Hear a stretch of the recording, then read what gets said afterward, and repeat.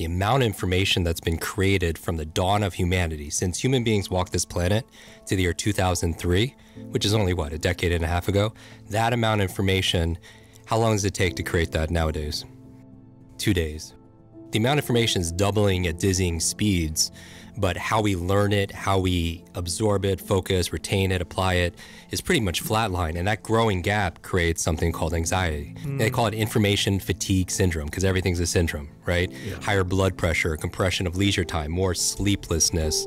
Because we live in an age where, you know, electric cars and spaceships that are going to Mars, but our vehicle of choice when it comes to learning and education is like a horse and buggy. You know, like the education system has not, we all grew up with the 20th century education that prepared us for a 20th century world, which at the turn of the 20th century was working in farms and factories. And that's what the education was. It was assembly line, cookie cutter, one size fits all. But now we live in a world where the world's changing so much.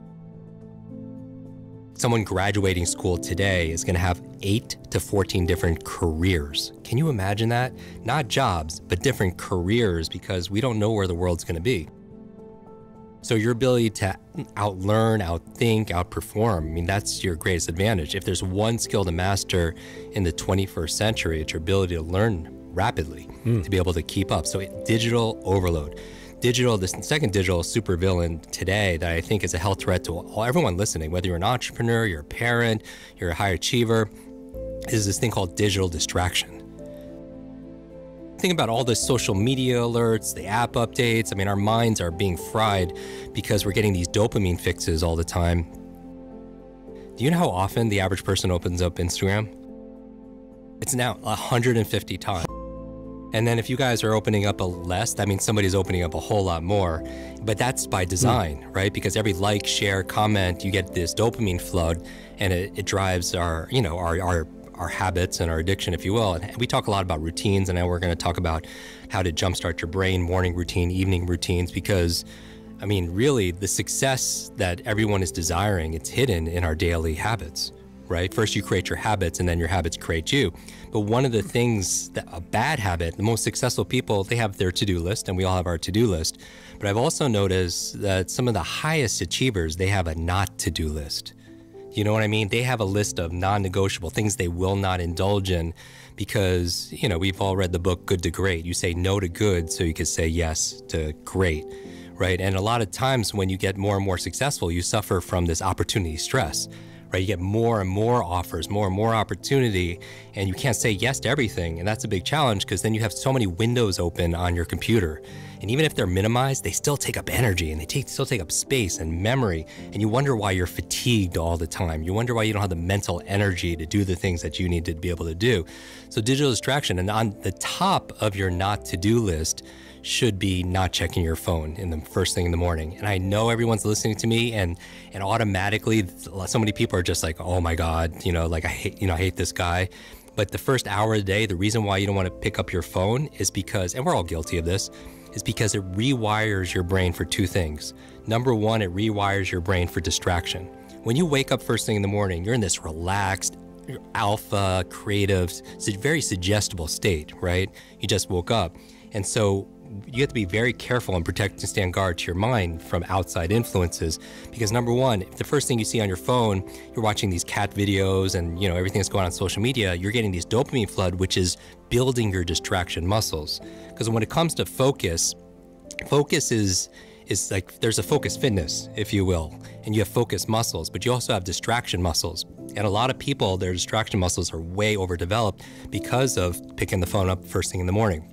But the second reason, for a neurological reason why you don't want to pick up your phone the first hour of the day is because it also rewires your brain for reaction. It's training your brain to be reactive. And so, you know, as you know, you go through your phone, you wake up in the morning, you pick up your phone, you get one text, one voicemail message, one, you know, email, and all of a sudden your day is shot. Like it puts you in a bad mood, and you carry that mood throughout your entire day. And that's a big challenge because, you know, if you're just fighting fires, then you're just on the defense. If you're just trying to fulfill everyone else's needs without going through like what's going to help me to win this day, to own this, you know, this day, to be able to make it the best, then then you're reacting. And I have a friend, Brendan Burchard. He says, your inbox is nothing but a convenient organizational system for other people's agenda for your life. So you're training your brain to react, and you can never have an incredible day if you're just reacting to things, right? So for me, I wake up in the morning and when I just start journaling and I write down 3 things I want to accomplish personally that day and 3 things I want to accomplish professionally. And it's different every single day, but I always begin with the end in mind. One of my favorite books of all time is this book called 7 Habits of Highly Effective People. And we've read this book. Some people are like, I have that book and it's sitting on my shelf. And it becomes shelf-help, not self-help, right? Because nobody's actually like reading that book. Because so many people buy books. And I like to encourage people to read at least 1 book a week. Because the average person reads about 2, maybe 3 books a year. But what I love about reading, number 1, is the best exercise, for your mind. And, it's like reading is to your mind what exercise is to your body. It's an incredible workout. And but most people, they don't take the time to read. But the other reason I like to read is if somebody has decades of experience in leadership, negotiation, entrepreneurship, fitness, and they put it into a book, and you could sit down in a couple of days and read that book, you could download decades of experience into days. And that's a huge advantage, right? Because leaders are readers. When I'm writing what I need to accomplish, I'm writing put first things first. Put first things first. Meaning I believe that the most important thing is to keep the most important thing the most important thing. The most important thing is to keep the most important thing the most important thing. Because a lot of people have a fear of failure or fear of success. My fear has always been, I don't want to succeed at things that don't matter. It wasn't so much about failing, it's about getting really good at something that didn't make a difference. And Stephen Covey talks about it like you're really good at climbing the ladder of success only to get to the top and realize that it's leaning on the wrong wall. And so if you begin with the end in mind, so I'm thinking about, my friend Clay Bear has this phrase about champagne moments. In sports, it's very clear when you're popping that champagne, what has to happen, your criteria. And for me, I think about if I'm coming back, at night and somebody asked me how my day was and I was like, I crushed it today. What had to happen, working backwards in order for that to happen. And I think about 3 things professionally, 3 things personally. And so I write that down first thing in the morning, and then I don't check my phone until I get one of those checks done. Just at least one thing, and then I get some positive momentum, for example. But that's the reason you don't want to check your phone. It's training you to be distracted, and it's rewiring your brain to be reactive. And you can't be successful and fulfilled if you're just giving up the sovereignty, your power to something outside of yourself. The third digital, supervillain, if you will, when we're talking about, digital challenges is, so you have digital overload, digital distraction, is digital dementia.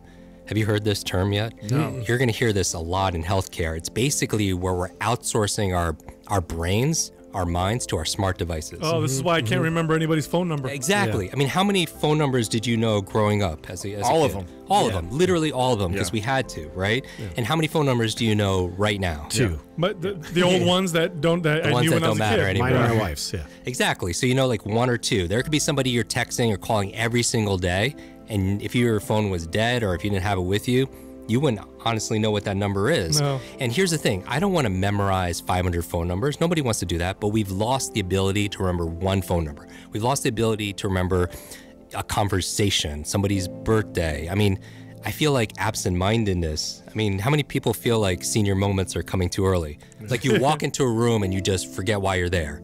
Or you open up the refrigerator. You go to the store to buy one thing and you come back with 2 bags full of things, except for that one thing you went to, get there. Or you can't remember if you're in the shower, you can't remember if you shampooed your hair. And I believe 2 of the most costly words in life and in business are I forgot.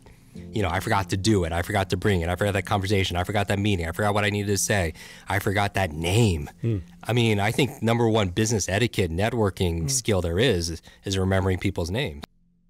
We don't realize how much time we're spending on these devices, right? When you go and you actually look at the numbers, when you look at your phone and you look at somebody's spending 24 hours a week, on social media or whatever it is. I mean, people always say, oh, I have no time to read or I have no time to work out. It has nothing to do with time management. It's all priority management.